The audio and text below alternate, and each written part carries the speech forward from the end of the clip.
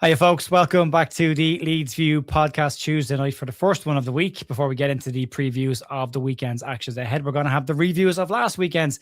Delighted as always to be joined by Paul Brooker from the Leeds Therapy, Gerry McNamee, and I'm Gerry Lynch. If you're listening on audio platforms, please feel free to give us a channel rating and stick a comment. And if you're watching on YouTube, good evening. Hello, how are you? And you wouldn't mind sticking a like and a hype on this, that will be fantastic as well. We've got a bit of stuff to get stuck into today.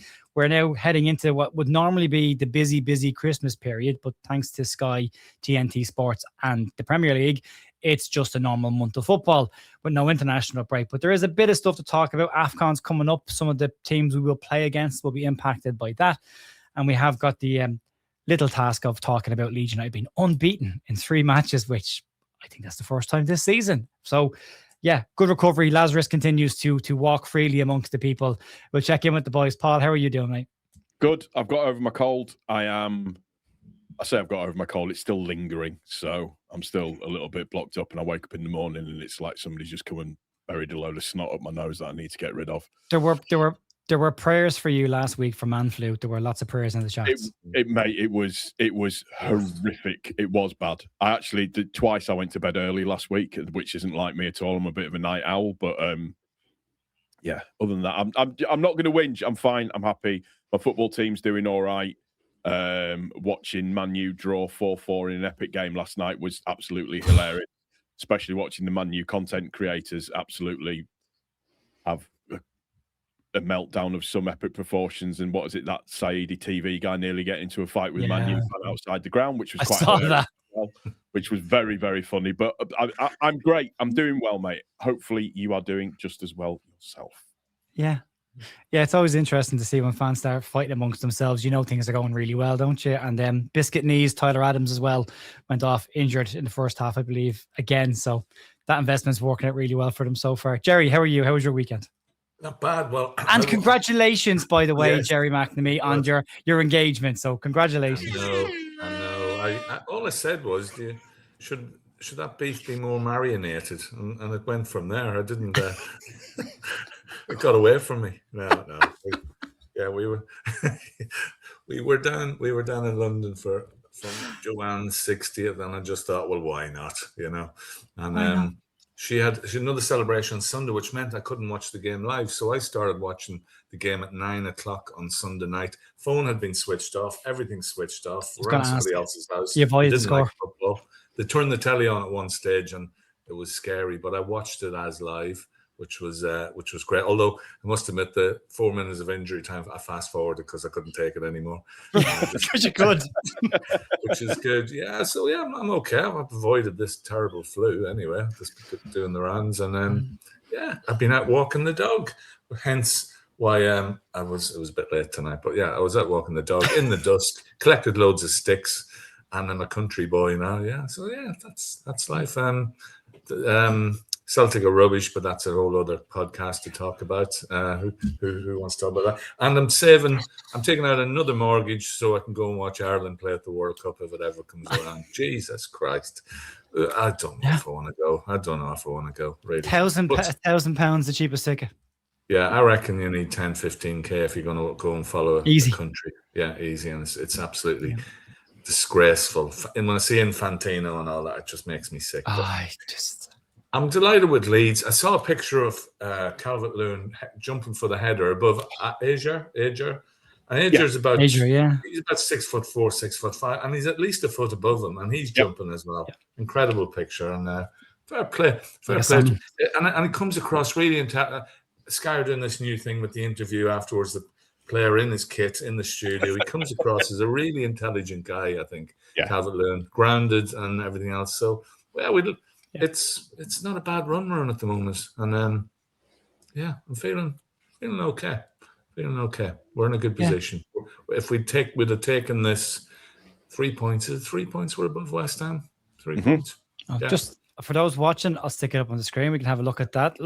No, only 1x so far in the 4 games in this block of 5. I don't think any of us predicted this, but sitting 3 points above West Ham and better goal difference of 3 goals. And we're not far off. We're actually only 10 points behind 7th place Liverpool. So as bad of a season as we thought it was, we're not that actually far off. It's a pretty tight league this year. It's a right muddle in the middle, isn't it? It really is. Yeah. Watching that game, I went to make a cup of tea last night and missed 2 goals. I missed a lot of goals just looking away, and I thought, do we want Man United to win that? I was sort of, and then I just thought, it's comedy value. It's probably worth. But Bournemouth, they're all within hitting distance. Yeah. So why I this just week? noticed that. I actually thought Bournemouth were well in the top half of the table. I haven't looked at their position. I've just literally just looked at it there and went, actually, do you know what? Don't want them losing. They've got 1 and 6 or 7, and all of a sudden, you would think they're a team that could pull. Semenyo, will he go in January? Stuff like that. It's interesting. Yeah, when you look at the table as a whole, it's mental how it's sitting. There's almost like a breakaway of like the top 4 pretty much, and then the rest it's just like a huge bum fight. It's just nuts. But then, same as you, Joe, when you look at it from a Bournemouth point of view, I thought Bournemouth were miles ahead from where we were, and I looked in the table and thought, God, they're actually quite close. They are actually quite close. And from a form point of view, it's not been the best return for them over the past 5 games. They've got a return of. Go on. 3 points. Yeah. I was going to say that's it. 3 points. And it goes to show that when we get a couple of results on the bounce, all of a sudden that gap gets closed rapidly. Yep. Oh, huge. Absolutely huge. I mean, Forest and everything and winning their game and you kind of thought, oh God, here we go. But West Ham, they were close to not losing that game and getting a point, but then they end up losing the game in the end, and it doesn't get any easier for them. They've got Man City up next, who were just I mean, Haaland he's just robotic just in terms of what he's actually doing. So it's not going to get any easier. So there is a real opportunity for us to be able to potentially, and listen, it's Palace, and we know how good Palace have been so far this season, but it's an opportunity for us at home to try and just eke a little bit more out of it. Palace have got a lot of players out. Oliver Glasner, there is that quite big question mark over him now and whether or not he's going to sign a new contract. I think he said that he's not going to. Apparently he's not. Yeah, it's come out that he's not going to sign a new contract, and thereafter, I forget the manager's name from Spain, I think. Yeah. Hetafe, the Hetafe manager. Yeah, they're after the Hetafe manager because it's the type of project that he'd be good at. I thought Gerry said Gaddafi. I was like, no, don't think I think I probably did. I probably did, actually. I think that's how we pronounce it. Be interesting. Yeah, they've got what? They've got 1, 2, 3, 4, 5, 6. They've got 7 players that are either out or doubtful for the game this weekend. I will cap that off, though, by saying when we played Forest, they had a midweek game in the Cup in Europe, and we're missing 5 players. And when we played Bournemouth, they had a midweek cup game and played most of the team that played against us, and they were missing 7 players. Both of those teams beat us comfortably. So they are missing a few. The Glasner one is I know we're here to talk about Leeds United, but the Glasner one is the one that's stuck in my mind today, looking at it going, that coming out right before a match will definitely have the dressing room talking. The manager out straight. You've seen him with other managers before when they announce, this is my last season at the club, I'm retiring at the end of the year, and all of a sudden the form falls off a cliff. You just don't say it until the end of the year, but it does. That could have an impact on Palace's season. I think so. It's there's the potential for it, but I mean, Glasner's got high. He's got high standards, though, hasn't he? From what he's done, and he's a good manager. Very, very good manager.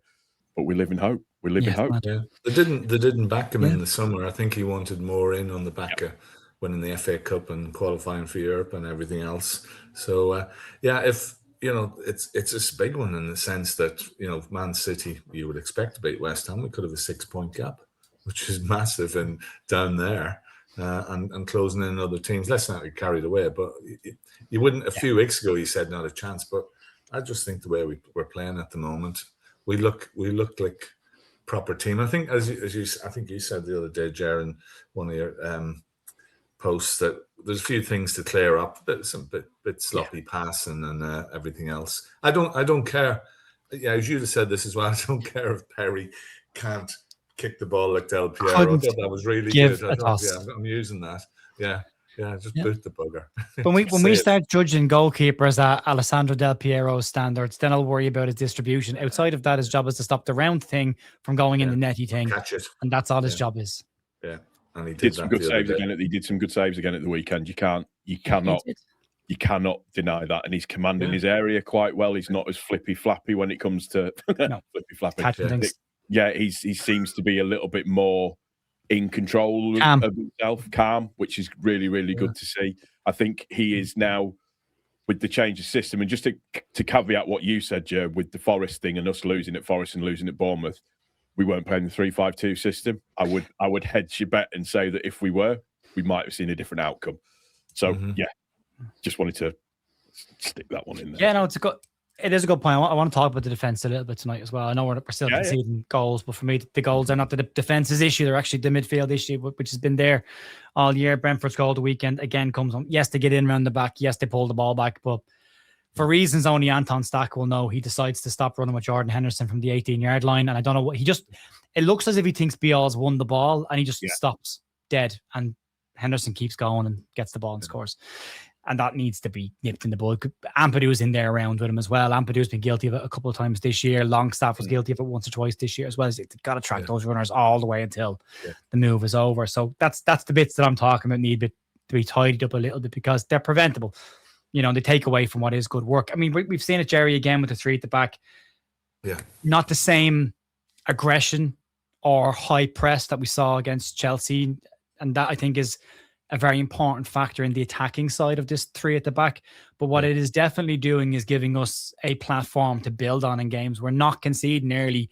And we started the second half this week, probably the best we've started all season, the second half.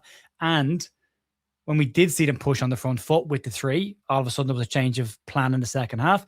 We looked like a really, really good team. So we're kind of holding teams in place in the first half and then going for it in the second half. That appears to be a strategy that he's trying to use at the moment. Yeah, well, you look at the stats, and Thiago coming into this game, it was 11 goals, and I don't think he got a touch in the box, I think, if I'm right in saying. And I forgot he was playing. I just had to double check, and I'm not saying that flippantly. He really never got a touch. And even with the game with the long throws, I can't say long throws, it was never in danger with them. There was, I think Ampadu was actually doing better, but I thought Struijk was winning everything and he was blocking, and his passing was a wee bit off. And I think that's always with him. I think he got turned at one stage in the second half, but I thought first half solid as hell. And that's it. They seemed very comfortable in working with that. I feel for Bijou. He put his hand up when the goal was scored. I think he said, "That wasn't me. I never touched it," which probably he was unlucky. It's just one of those things. As you said, the lead up to it was probably the damage done. But I think looking at Palace, they are a really pressing team. So this is going to be a real test in the sense, can we hold that and can we get round it?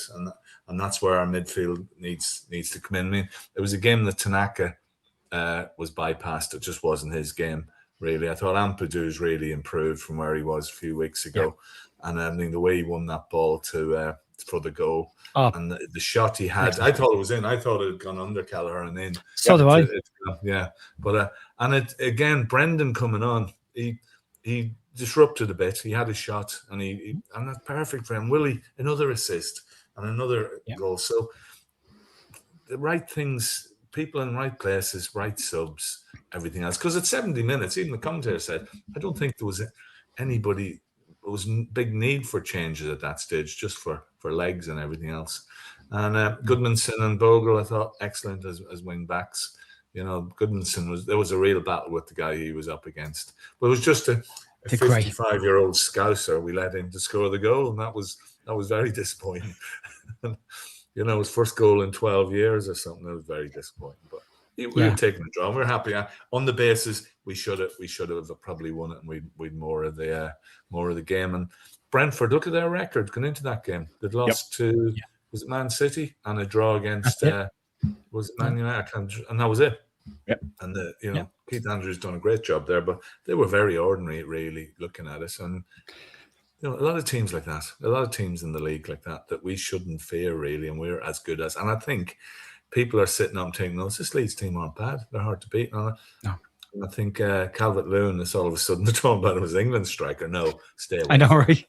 Just stay away. Don't go there. We just stay at Leeds. You're all right. It's his best run since 2020 when he scored Ancelotti. in 5 consecutive games. And it was And Ancelotti James Rodriguez supplying him.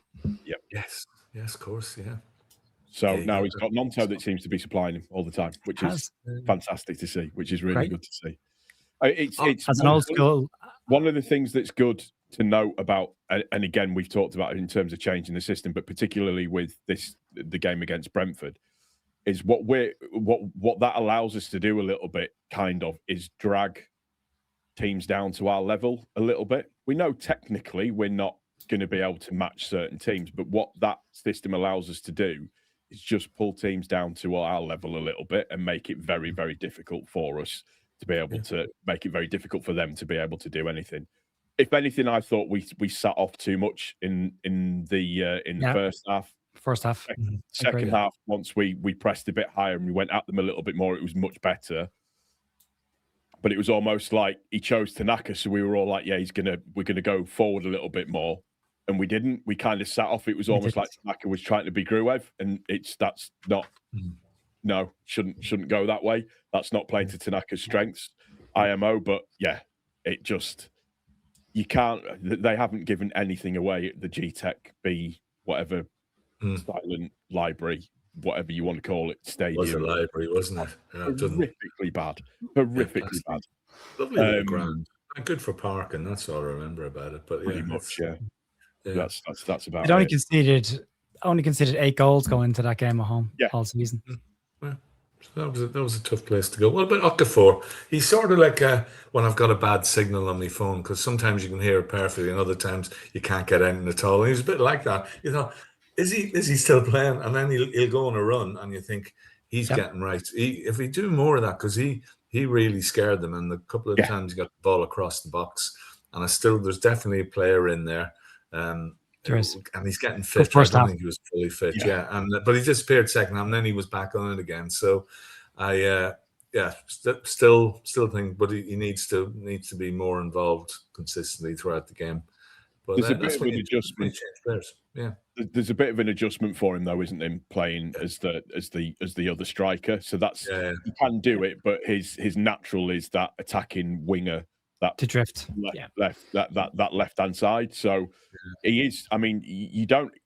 He's a big unit. He's stocky. He's very very stocky, and he's powerful when he held the ball up well a couple of times. Yeah, and I think that's part of his transition to having to play this 2 up top role for him, where he's coming in, because we all know that if Nemecha's fit, it's going to be Nemecha in DCL.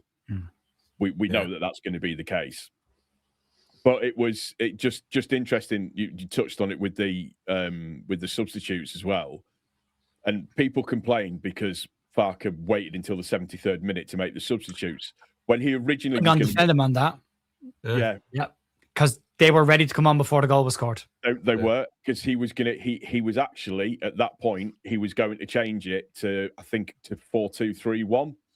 To bring on those players, but because they scored, it then needed just a little bit of readjustment as to how they wanted it to be. And it's that fluidity of having the 3-5-2. You can make 2 little subtle changes which can just change the complete dynamic of the game, which then makes the other team have to think about what they're doing. So yeah, I know people were complaining, but it wasn't because he was just sitting on his hands. There was a reason for it on this occasion. I did say in the watch along, people are going to jump on 70-minute subs after a goal, but if you actually watch the game back, he's talking to them on the sideline before the ball ever gets put into the penalty area. So he was trying to be proactive at that point and go for it.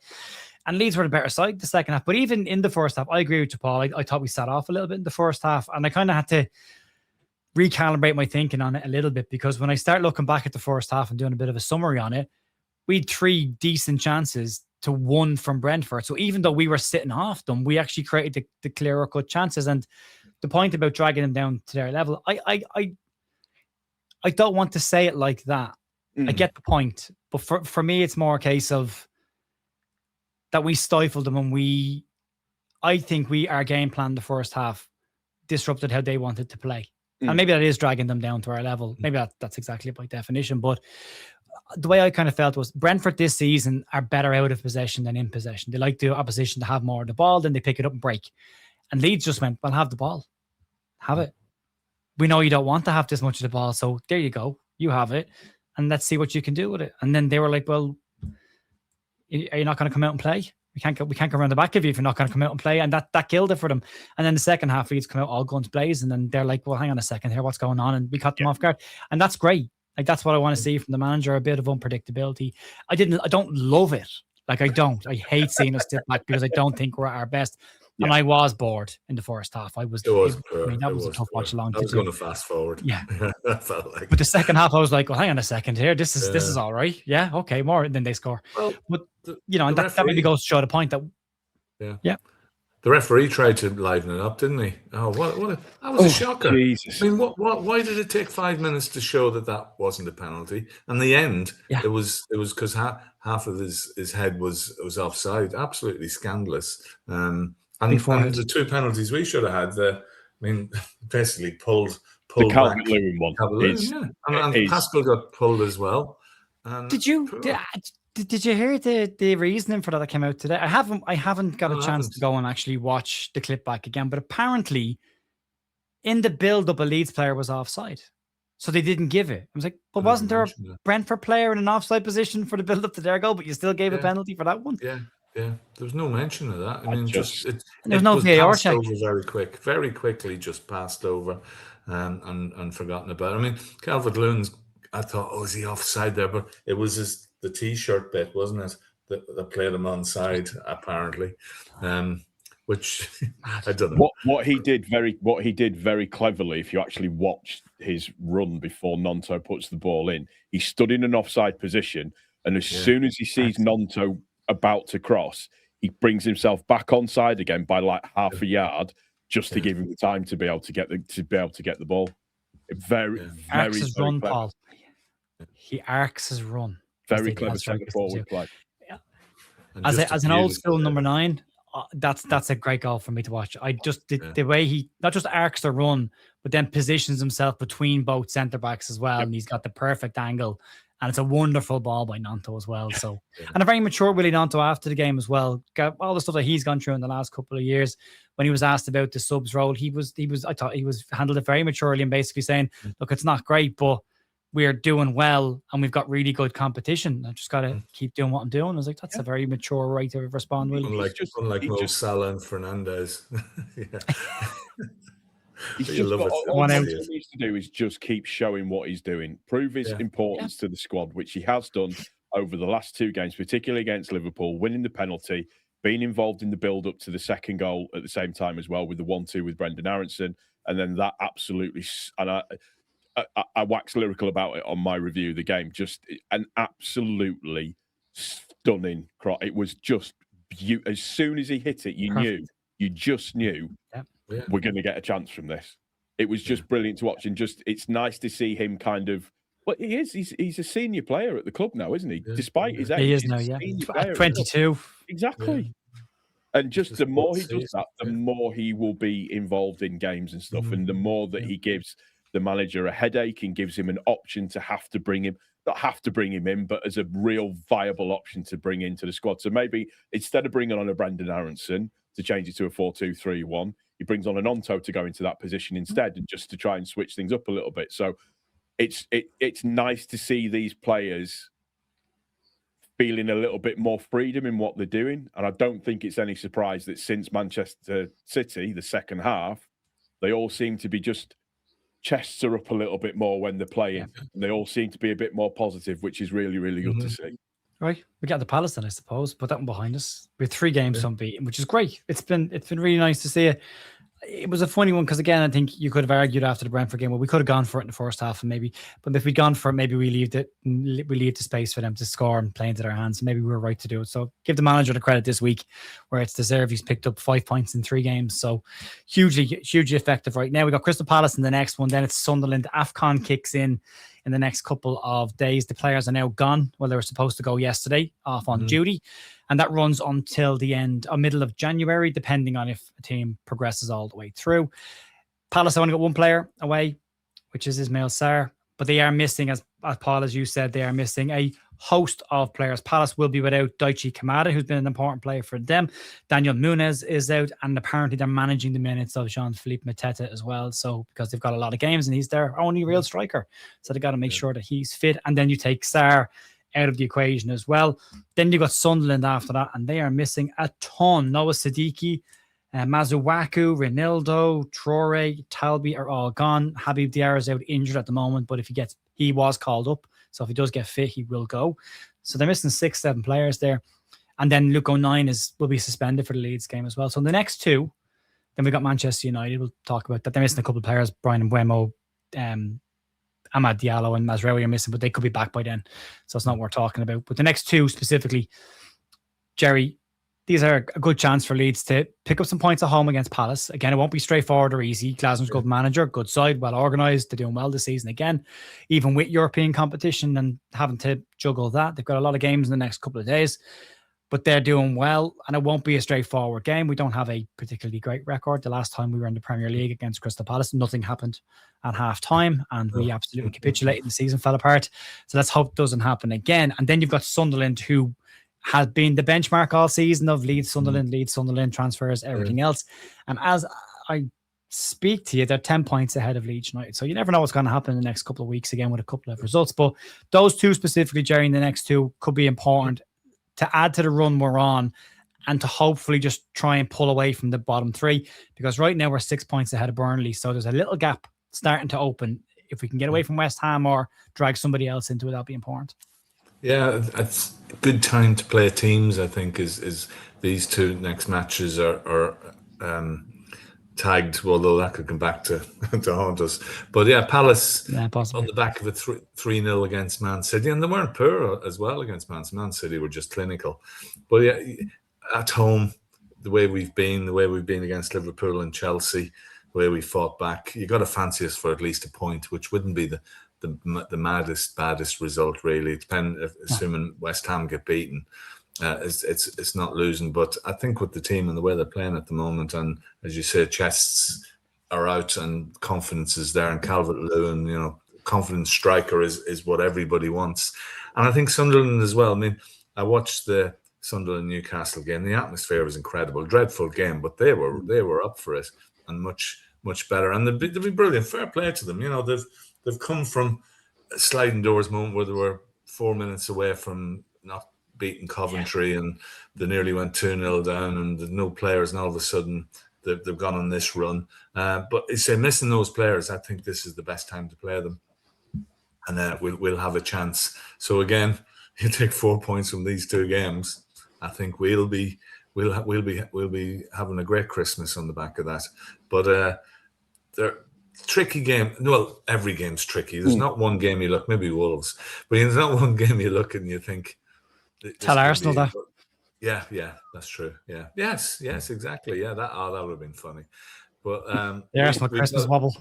Yeah, we've got a chance, and we've got ourselves in the where we're ahead, and we're looking to push on further, rather than trying to play catch up, which we thought we would be after Liverpool, Chelsea, and Man City. So I think we got a good chance, and we got to go at it like we have the other two games, and straight from the start. It's all cliched stuff, but that we're looking at teams think this is going to be tricky, and maybe we'll be in trouble here. But I think teams are looking at Leeds, especially at Elland Road, and thinking, oh, this is going to be awkward.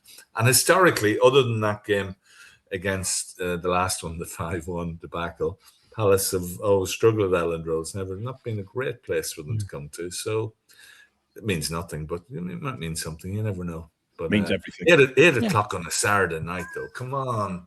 It's absolutely ridiculous putting us on at that time. You don't know what time it is, time zones you're in. It just doesn't feel right. After bedtime. Yeah. Saturday night should be curled up watching TV of a certain age, or out, which I used to be. Good night out's a good night in, apparently. That's what I say. Nowadays, just sat with 94-year-old Barry giving us Murray Mints. Barry, yes, Barry owns a sweet shop. We love Barry's 95 on New Year's Day, so and he owns a sweet shop. He's the perfect man to have in the ground, really is. Yeah, we're swapping stories with people at the game. There's another lady there who was at the 1965 Cup final. And you think, what have I got to say to these people? I'm just listening. I just listen to the stories. Yeah, and she used to babysit Terry Cooper's son. All these stories. Wow. Yeah. Hello, Lynn, if you're listening. Yeah, Lynn and Steve. But so this is great. This is what it's all about. But yes, for series, on a serious note, for them traveling to games, 3 o'clock is perfect. Night games are a struggle for a lot of people and messing about people. So yeah, but as we said earlier, fans, it don't matter, do we? It's nothing to do with us, is it? But yeah, 4 points from 2 games, winnable and drawable, and I think we can push on. And everybody's got tough fixtures. Everybody's got them. Not just us. Yeah. Paul, 4 points from 2 games coming up will get us to that 20-point mark for Christmas that you have been talking about and we're keeping an eye on. We could do it, well, hopefully go past the 4 points and get past that 20-point mark. But again, going back a few weeks ago, we wouldn't have seen that. But yeah, the next 2 games are important from that perspective as well to get to that mark as early as we can. Well, yeah, huge. And, I know, Gerry's just mentioned it about the unfairness of timing of games and stuff and having to make Crystal Palace fans come up to Ellen Road for an 8 o'clock kickoff, 8 p.m. kickoff is just, it's silly. But from our point of view, that's a big advantage for us because the Ellen Road. They could have had it. They could have had it a Sunday afternoon. They did whinge about European football. It does as well. But also as well, there is the factor that for the European games, they have to field their strongest side possible because of the way that the rules work with that. So there is a little bit of that to think about. But, Palace are a very, very, very, very strong side. There's no getting away from that. They are, they like to press high. They like to try and set traps. They like to counter-attack. Pretty much they usually spring 15 counter-attacks per game. That's what they try to do in most matches. The majority of their 20 goals that they've scored have come from inside the box. So it's try and keep them outside of the box. So if Matete is playing, we won't be all over him. We don't want him anywhere near being able to get into the box or anything like that.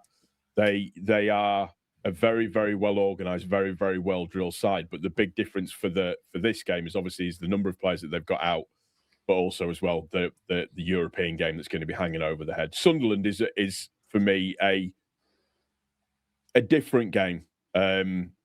Obviously, there's the volume of players that they've got out because of the Cup of Nations. It's whether or not that's going to affect them at all, or it's going to make a huge difference to them.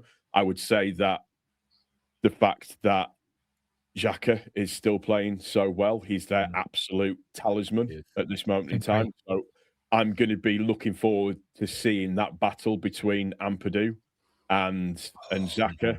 I think that's going to be a really, really good attritional fight, and that could be where we see Ampadu get the yellow card. Ampadu suspension. I was just giggling at that. That's the one. But I don't see any reason why we can't go there and get a draw out of that game. Yeah. Genuinely, I don't see any reason why we can't.